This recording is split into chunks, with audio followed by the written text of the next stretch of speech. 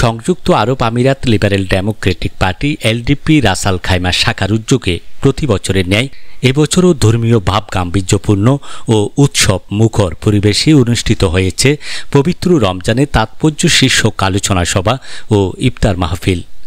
23 March রবিবার স্থানীয় আল রামসে LDP ও অঙ্গ সংগঠনের নেতৃবৃন্দদের অংশগ্রহণে উক্ত ইফতার মাহফিল অনুষ্ঠিত হয়। রাসাল খাইমা শাখার সভাপতি আবুল কালামের সভাপতিত্বে এতে উপস্থিত ছিলেন কেন্দ্রীয় এলডিপির সাধারণ সম্পাদক নুরুন নবী খোকন, জসিম উদ্দিন, ইয়াকুব আলী, শাহ আলম, নাসির উদ্দিন, সেলিম উদ্দিন, মোহাম্মদ আমিন, মোহাম্মদ ফারুক সহ এলডিপির নেতাকর্মীরা উপস্থিত ছিলেন।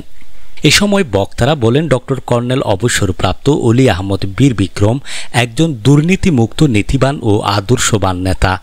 দেশকে দুর্নীতিমুক্ত করতে ডক্টর কর্নেল অলির হাতকে শক্তিশালী করার আহ্বান জানান এবং আগামী জাতীয় সংসদ নির্বাচনে এলডিপি মনোনীত প্রার্থীকে বিজয়ী করার আহ্বান জানানো হয়।